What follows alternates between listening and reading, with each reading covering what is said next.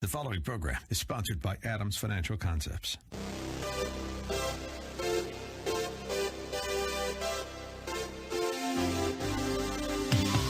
Welcome to About Money, a different approach to investing you won't hear anywhere else. Your host, Mike Adams, is a registered investment advisor and works with investment portfolios exceeding over $100,000 in net worth and has a proven track record of managing long-term investments, surpassing the markets in the long term. The information shared in the following program is for educational purposes only, and any investment advice given may not be suitable for all investors. And now, here's Mike. So here we are talking about money. So last weekend was the Money Show. Were you there? It was a very interesting show and a lot of booths, a lot of presentations, unusual presentations, from investing in Paraguay to investing in desalinating water, along with the regular stuff, stocks and bonds and options, and even a hedge fund, some startups, some biotech companies, an ammunition company. Anyway, very interesting. So the keynoters were Ralph Acampora. You know, Ralph was my guest on the program 2 weeks ago. The other keynoter was Steve Forbes of Forbes magazine, Forbes Media. And I sat in his session, listened to what he had to say. There's some things I agree with, some things I didn't agree with. If you were there, I'll give you my thoughts on it. Even if you weren't there, I'll give you my thoughts on it. If you're listening to the radio, I'll give you my thoughts on it. So we agree on a couple things. We agree that the stock market is booming and it's continuing to boom.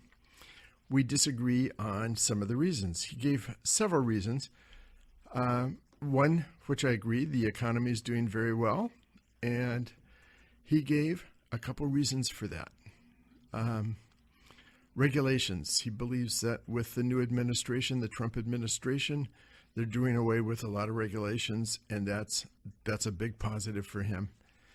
You know, we do have some overregulation through the governments, whether it's to the extent of what the Trump administration feels is overregulated, what Steve Forbes feels is overregulated, maybe, but maybe not. He gave an example of apple orchards in upstate New York, and they pick the apples, they put them into bins, and the regulations say that once you put the apples into bins, you have to cover them to take them in for processing.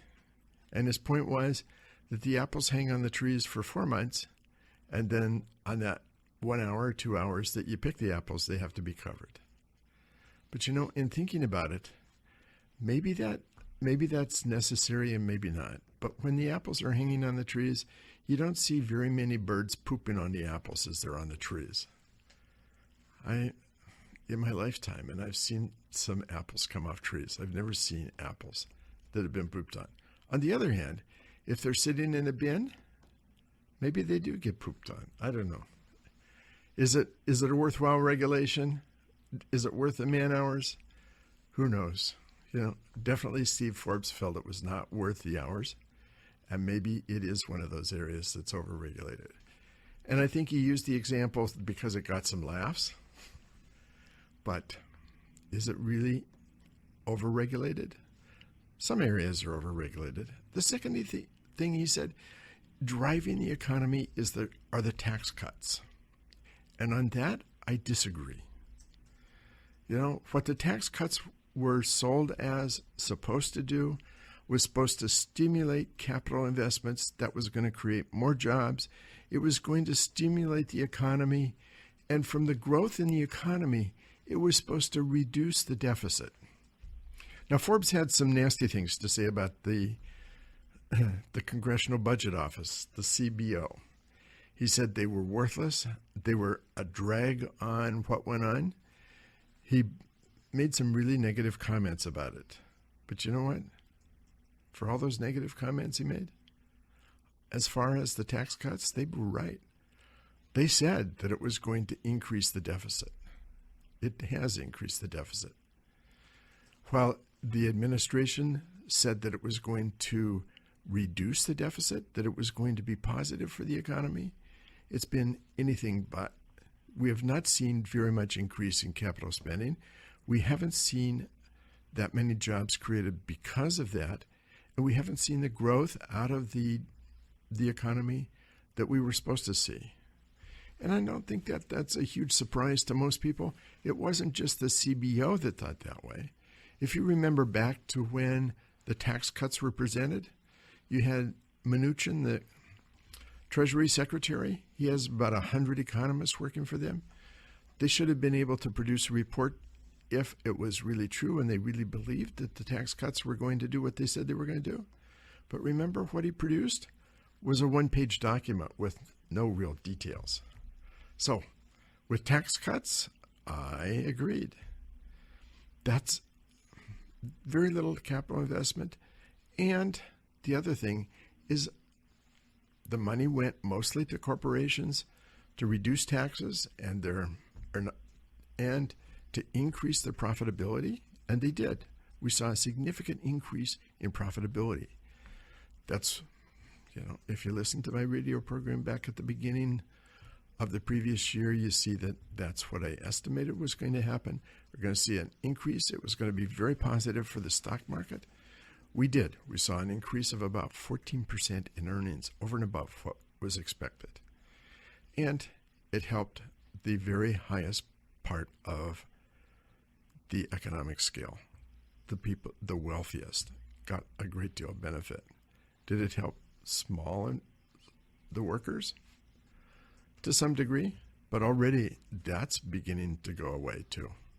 So the tax cuts in general, this concept that tax cuts are going to stimulate the economy goes back to times when there were tax cuts that stimulated the economy. When Reagan sat with Arthur Laffer, Laffer did what's called the Laffer curve. It's an upside down U.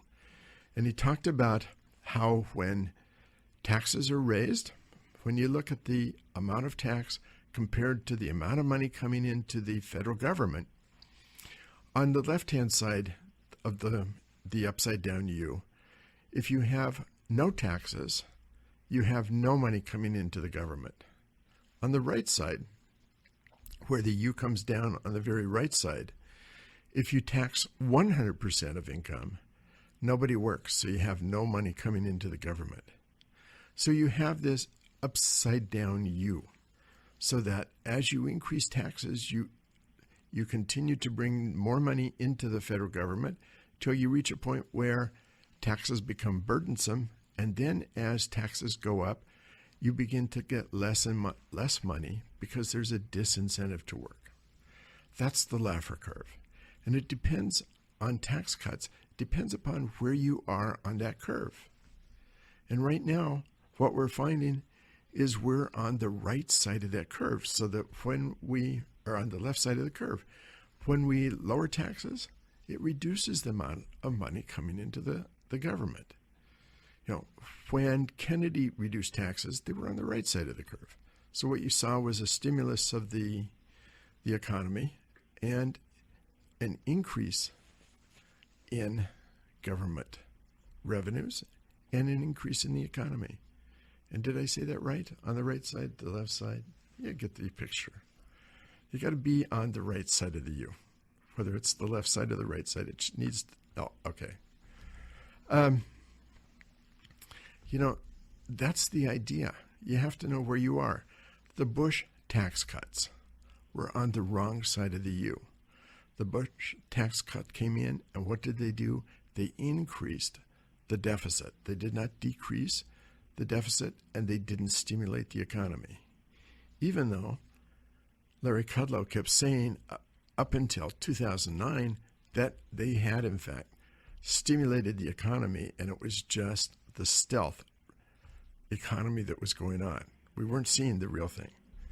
He didn't recognize that we had a recession until April of 2008.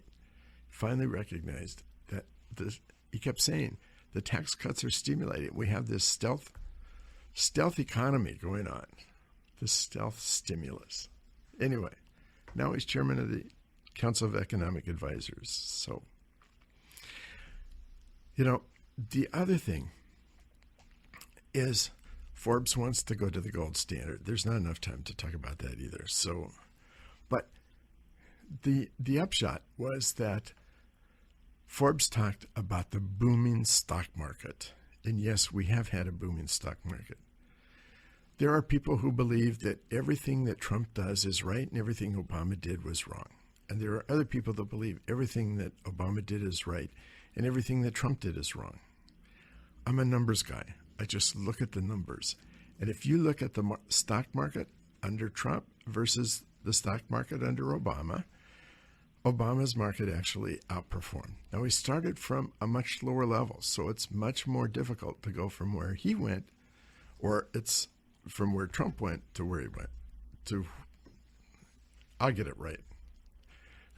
Trump had a little more difficult time from starting at a higher level than Obama had, starting from the very low level. But you can't say that since Trump has been in office, we've had this booming stock market, and we never had it during the Obama times. We've had it during both administrations' time. Daniel Moynihan said, everyone is entitled to their own opinion, but no one is entitled to their own set of facts. I think we confuse the two sometimes. We confuse thinking that opinions are key, not the facts. Coming to a commercial break, we'll be right back after that. Got a couple things to talk about, and then you want to hear what my guest has to say. Interesting story to tell. I'll be right back after the commercial break. Don't go away.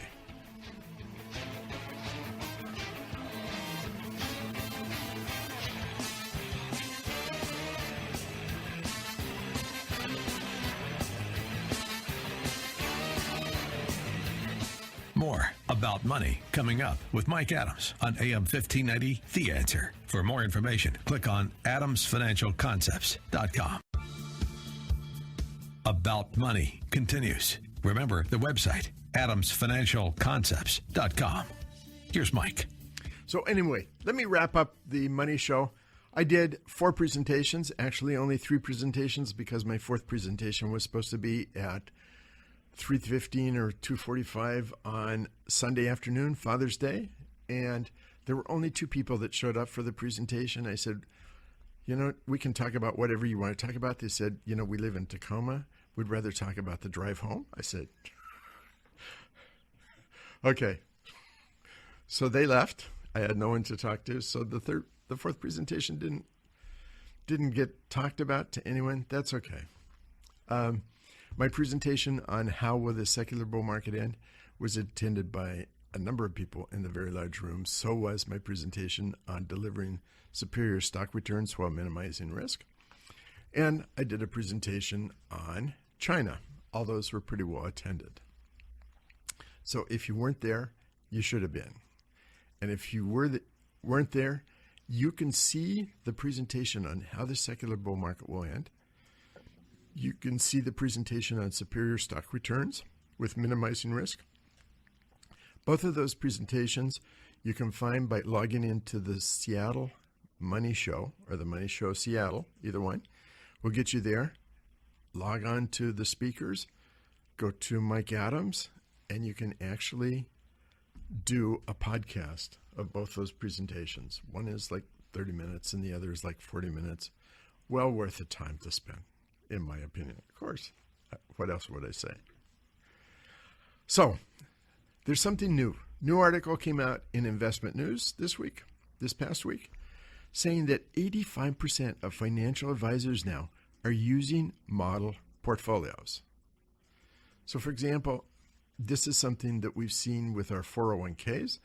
The 401k providers, those companies that run the mutual funds or set up record keepers or whatever, will come through and they will say, we have these model portfolios: conservative, aggressive, moderate, very aggressive. They have these portfolios. All you have to do is talk to the client and say what kind of outlook you have. Are you aggressive? Are you conservative? Are you moderate? And we just plug into this portfolio. And it's not just 401ks. It's for managing client assets. 85% now are using model portfolios. And they account for 54% of all the assets that are being managed by financial advisors. And why? Because they're scalable. Because it takes too much time to research. That was one of the reasons that financial advisors are giving. 65% said that. And they had several choices as to why they were using it. Second thing is it said they were leveraging investment management experts. They wanted to find people who manage much better than they did. So half of them were choosing for that reason. Building client and retaining client, building new client relationships and retaining clients. 47% said that. Essentially, it's a way in which we can focus on bringing in money and we don't have to worry about how it performs. And compliance, almost a third of the people, over a third of the people, financial advisors said that's the reason why they're using models. The fact is, as they've done research, they found that 78% of financial advisors believe clients are more concerned about planning and service and support than they are about returns. 83% more time spent on financial planning for their clients than spent on the returns their clients are receiving. To me, you know me. If you've been listening to the program for a while, you know that my focus and my value proposition is delivering returns that are in excess of the Standard & Poor's 500. That's what we measure ourselves against. For me, that's shocking to see that they think it's more important to do financial planning and service. It raises the question for me, why not just use a robo-advisor? You can go in for a tenth what you're paying a normal financial advisor, and they have models you can choose from as well. Just push the button and you can have a conservative model. Push another button, you can click on another button, you can have an aggressive portfolio. Click on a moderate portfolio. You want a conservative and aggressive portfolio, you can divide your money that way too. And do it at 90% less than what your financial advisor is charging. Want financial planning? The robo-advisors do that too. They're essentially giving you everything you get with a financial advisor, except for hand-holding. And that's what financial advisors say that they're needed for, is hand-holding during tough times. If you do well enough for your clients, I don't think you need to do a lot of hand-holding either. During the 2008-2009 time period, I had one client call about every quarter, and the clients were more concerned about me than they were about their portfolios. Are you doing okay? Wouldn't you be better moving to a bottom floor? So if you need to jump out the window, one call a quarter is all I got. And no one was worried about their portfolios. We had very good success to that time. They weathered this storm very well. So the other thing that's happening is that financial advisors think robo-advisors are being geared for the low end, for the millennials, for the people that don't have much money. But in fact, according to Investment News, there are two firms now that are focused on high net worth and ultra high net worth. They're saying that the current technology that's being used by most financial advisors is geared toward the mass affluent, the 100,000 to 1 million to 2 or 3 or 5 million type client. And they don't have the technology for the high net worth or the ultra high net worth. And they work, when you're looking at dealing with that type of client, their assets are beyond just liquid assets. They talk about, for a client that has $2 million in assets, about 5% will be in hedge funds, 95% in liquid funds in their account. For somebody that has $20 million, that's 10 times the $2 million, 5 to 10% will be in hedge funds, 10 to 15% will be in other alternatives like private equity or alternatives. And for a $200 million account, 70% of that will be in non-traditional investments at a par. And what's the name of the other company? It's Private Client Resources is the other company. Those two companies are developing very sophisticated technology to deal with the high net worth and the ultra high net worth clients, dealing with issues beyond just the investments. They're dealing with the super rich, the white glove experience and white glove experience is being defined by many of the super rich as being digital. 80% of the wealthy, of the 1 million plus, now accept technology as an investing experience. That's up from 74% in just 2 years. They expect the latest technology. They expect the highest cutting edge technology. So why not do a robo-advisor? You know, if what you're looking for is picking out a model portfolio, if what you're looking for is just financial planning, if you're looking for doing those services which most financial advisors do, when they're not focused on delivering performance, then why not just do a robo-advisor? You pay 90% less, and you get essentially the same service. I sometimes make the comparison, and I'll do it again, make the comparison. When I got into the brokerage business in 1986, I was just coming in at a time the brokerage industry had been deregulated in the 1975s. There'd been no discount brokers. But by 1999, 33% of clients had at least one discount brokerage account. 33%. When I got into the business in 1986, the idea was don't worry because it's just the people who are too cheap to hire a financial advisor who will be using the discount brokers. Turned out 33% of people use discount brokers, and I can tell you that there's a lot of high net worth people and mass affluent who also were using discount brokers. Will that happen with robo-advisors? Probably. I think my industry is on a state of change. I had a client once who was a travel agent, and he thought traveling and developing trips and understanding how to plan a trip was so important that he would have his firm forever. That is no longer true. Anyway, we're coming to a commercial break soon. Let me introduce my guest, and then we're going to come right back after the commercial break and talk what he does. My guest today is Kurt Blake of Space Flight Industries. Welcome to the program. Thank you. So, Space Flight Industries sounds really interesting. We're going to get to that. We're going to get to your background. We're going to hear a lot more about that. So, listeners, don't go away. We've got a lot to talk about. And do go to the Money Show Seattle.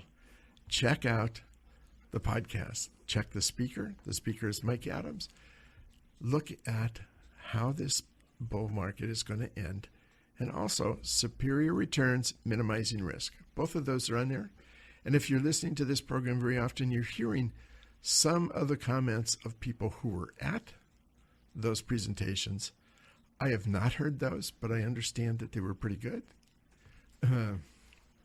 So I understand there was even a comment from someone, and it's not on the radio, but it's someone who said, looking at my picture, the presentation, I was a lot more intelligent than she thought I would be. Anyway, coming to a commercial break, don't go away.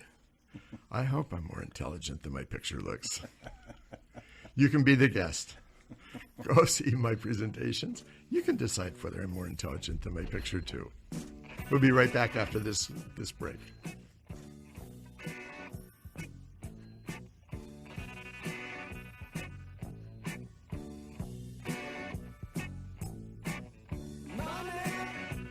More about money coming up with Mike Adams on AM 1590, The Answer. For more information, click on adamsfinancialconcepts.com. About Money continues. Remember the website, adamsfinancialconcepts.com. Here's Mike. So I'm here with Kurt Blake, Space Flight Industries. Let's start with your background before we get to space flight. Sure. I'm actually an intellectual property attorney. Worked at a law firm back in the day, and then at a bunch of tech companies in the Seattle area, Microsoft, Aldus, Starwave, Corbus.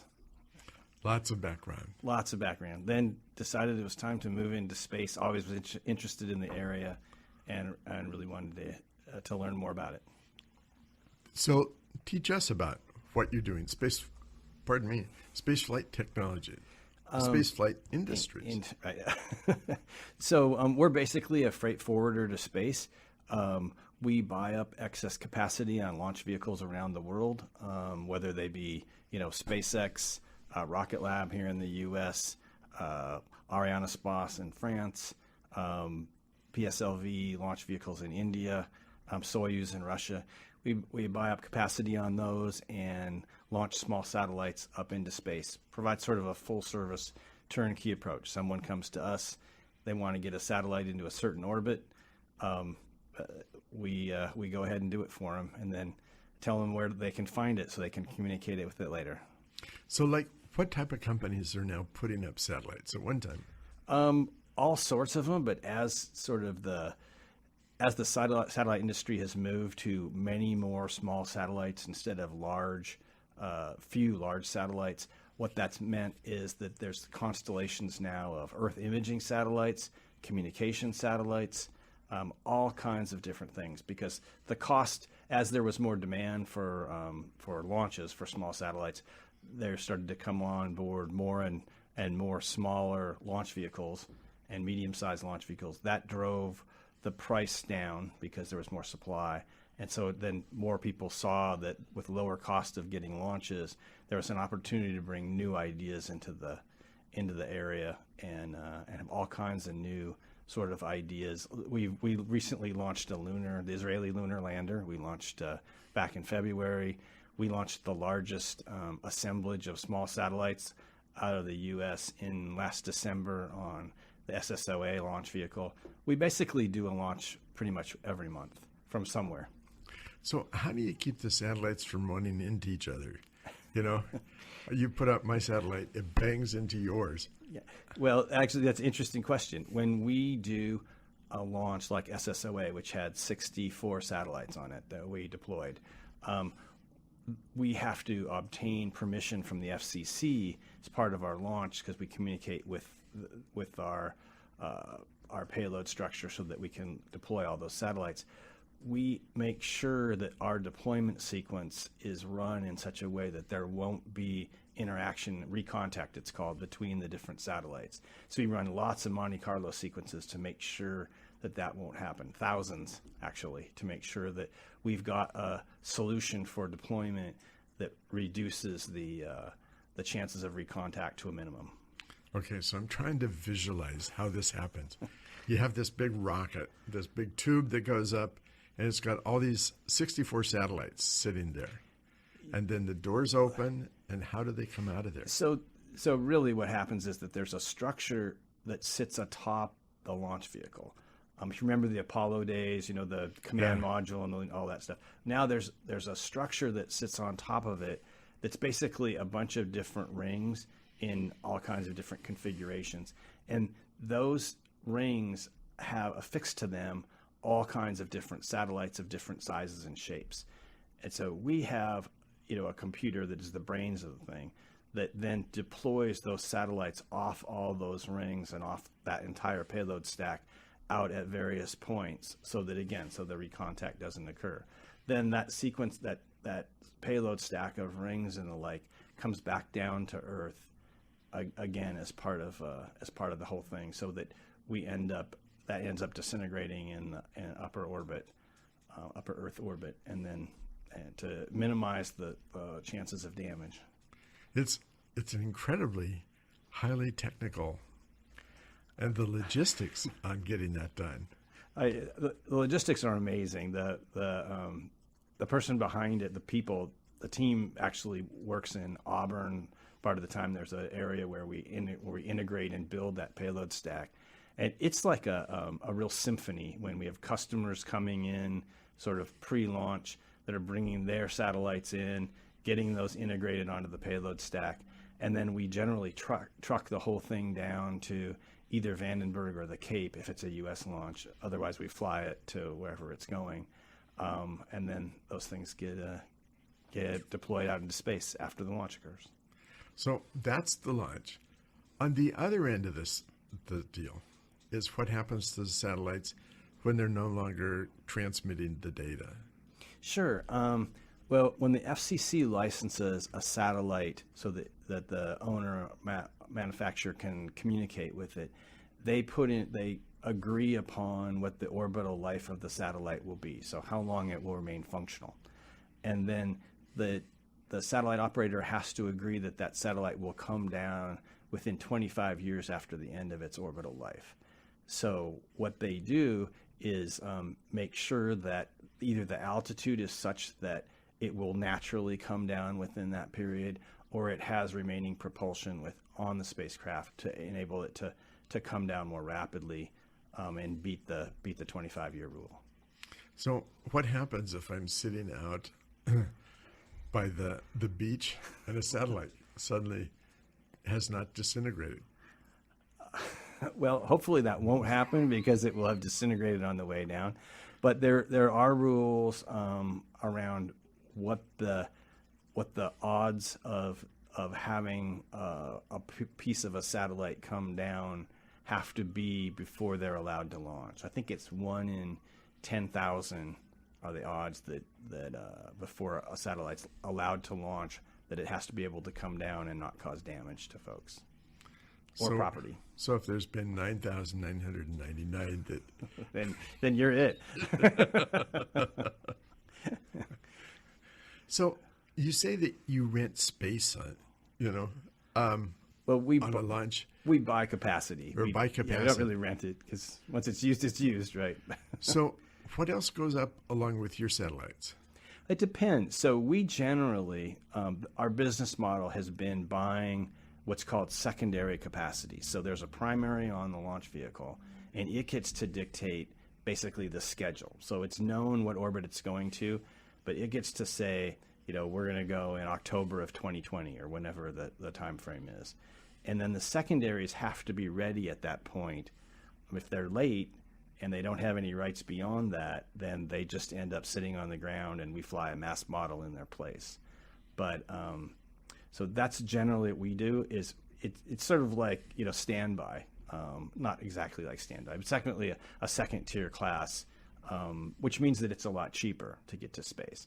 We have recently moved from doing that exclusively to actually buying dedicated missions. So we recently bought the SSOA, which was the SpaceX Falcon 9, one I talked about earlier. We've also bought a whole bunch of 5, actually to date, Rocket Lab Electrons, which we launch, and are in the process of working through buying an Indian launch vehicle as well. So we've started buying those, and then the primary actually ends up being one of our customers, and then we fill out the remaining capacity with our secondaries as well. So you mentioned mask model? Mask. Oh, mass! It's like a mass dummy. So it turns out that when you launch a rocket, there has to be very good weight and balance on either side of the rocket so that it doesn't sort of careen off and fall into the ocean or whatever it's next to. If you take a satellite off one side of it, then it won't weigh as much on that side, and it can get out of balance. Okay. So what we have to do is substitute a mass model in its place that not only carries the same amount of mass, but same center of gravity and a few other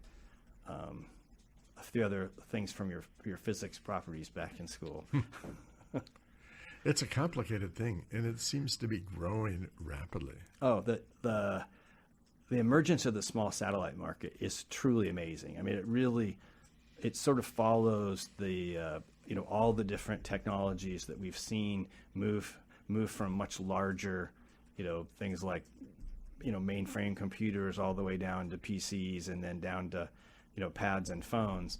This is sort of following that same thing, but in a much more accelerated process, in a much shorter timeline. On the other hand, aerospace started super late. So, yeah.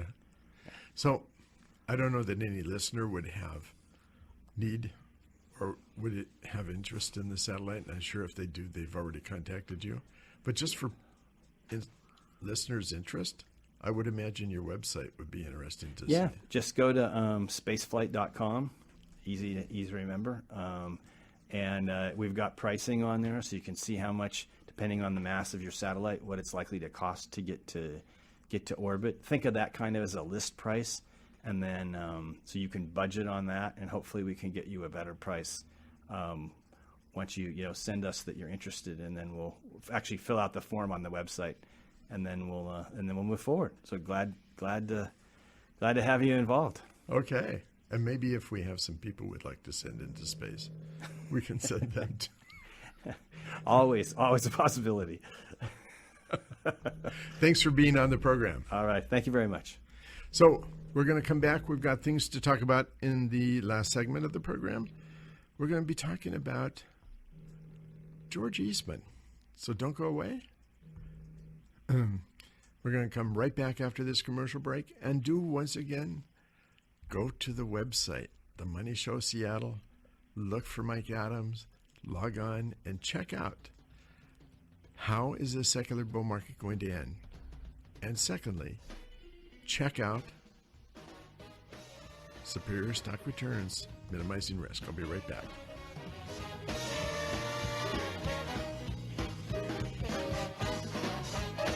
More about money coming up with Mike Adams on AM 1590, The Answer. For more information, click on adamsfinancialconcepts.com. About Money continues. Remember the website, adamsfinancialconcepts.com. Here's Mike. So the year's 1874. George Eastman is 24 years old. He's a junior clerk at Rochester Savings Bank, and he decides he's going to take a vacation. He wants to go to Santo Domingo in the Dominican Republic. And he wants to record the trip. He wants to take along a camera. And a camera at that time was a very huge device. You needed a big tripod, you needed a jug of water, you needed a heavy plate holder, you needed heavy plates and glass tanks and chemicals and a large tent to process it. It was a wet process to treat the photos. Well, he never made that trip. He wanted to make a more portable solution, something that he could work at in his kitchen. So instead of going on the trip, he spent the next 2 years working on a machine and a formula for a dry plate process. Instead of having all the jugs of water and the heavy plates and the glass tanks and the chemicals and the tent, he developed a dry process. And he formed a company called the Eastman Dry Plate Company. And by 1884, 6 years after he was going to make that trip, Eastman made a film that was in a roll. And by 1888, he had invented enough things that he had a camera that could take a roll of film. You press the button, we do the rest. That became the slogan. And the Eastman Company was born. Took out the dry plate and it just became the Eastman Company. But he wanted a catchier name. So his favorite letter of the whole alphabet was the letter K. And so in 1892, Eastman Kodak Company was born. There's no Kodak. There was just George Eastman. He liked the name Kodak. And so Eastman Kodak name was born. And in 1892, he viewed his company as a chemical supply and dry goods purveyor. But he realized soon that making photographs was an everyday affair. Their symbol became it was as convenient as a pencil. And for the next 100 years, Eastman Kodak did just that. Now fast forward to 1973, almost 100 years have gone by, and there's a young engineer grad from Rochester Polytechnic Institute. He takes an engineering job at Kodak, and his boss asked him for a very small request. Fairchild Semiconductor, they'd heard, had invested in a device, a charge-coupled device is what they called it. It was an easy way to move electronic charges around a transistor. And transistors were new then. They were big. And he wanted to know if they could use those images, those devices, to create an image.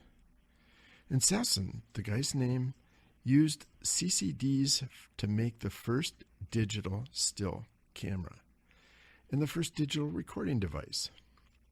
Now, in the 70s, the Polaroid was crossed with Speak and Spell, but it was the size of a toaster. This digital camera weighed 8.5 pounds, and the pictures were grainy. The camera itself could take only 30 black and white digital images, and then the images or the media was gone. And it had to be stored on an external device like a cassette tape. It was really crude, but it was the first digital camera. Now fast forward again, another 20 years, 1996. Kodak has 140,000 employees. They have a $28 billion market cap. Effectively, they have a category monopoly. They own 90% of the film market and 85% of the camera market. But they viewed their business as being a photographic business.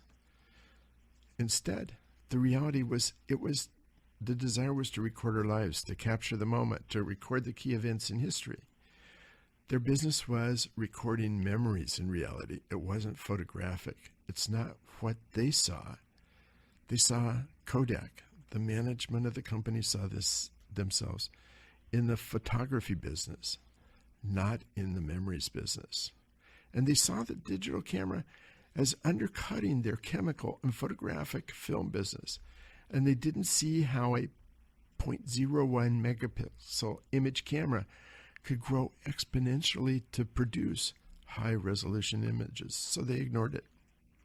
And instead of using their dominating market presence to corner the digital market, they let the market corner them. Kodak lasted for over 100 years, but it was overtaken and goes through bankruptcy. You know, the turnover happens more rapidly today. Richard Foster from Yale said that companies that were part of the Standard & Poor's in 1920 had an average lifespan of 70 years. Today it's 15 years and getting shorter all the time. The Babson School of Business in Boston said that by the 2025 to 2027, 40% of today's top companies will no longer exist. Think about it. Not that they'll have tough times. They'll no longer exist. The earnings, the markets are all going to go away. Companies that will be the top companies in 2025, many do not even exist today. You know, that's where we are on the investment side. When you're looking at being in the bluest of the blue chips and being in the safest of the safe, you're oftentimes buying those companies that will, in 5 or 10 years, no longer exist. We live in that time when change is happening so rapidly. You have to be in front of the change rather than behind the curve. You have to be looking about what's coming and not what's been. You have to look at what's going to dominate and not what is dominating. You know, I started the program by saying this is a time in which a lot of people are looking at building models, not building models, but using models. 85% of financial advisors are using financial models, or not financial models, but investment models for their clients, looking at doing financial planning, looking at service, taking care of their clients. And they feel that performance is not very important. When I was working for the big brokerage firms back in the 80s and the 90s, the mantra at that time, the thing they said, was to sell the relationship, not the performance. Sell people on liking you a lot. Sell people on becoming your friend. Don't worry about how well you perform. You know, we see that time and time again with clients coming to us who have experienced that whole relationship, not the performance. Makes a difference. And it's, in my opinion, it's only going to become more rapid as companies change and as companies evolve and as new industries evolve. It's going to be important to be ahead of the curve instead of being behind the curve. I talk a little bit about that. I talked a little bit about that on Superior Returns Minimizing Risk, and you can find that on, as I said earlier in the program, The Money Show, Seattle. Mike Adams, Superior Returns Minimizing Risk. You know, it's something to be very aware of. Whether you're managing your own money, whether you have somebody else managing, you need to really be aware of what's happening. It's so easy to get caught up in the here and now that you forget about what's coming. Demographics are changing, lifestyles are changing, technology is changing. We're in a changing world. You need to benefit from it. That wraps us up for this Saturday. Next Saturday here at noon, I will be back again to talk about money. Have a great weekend and week.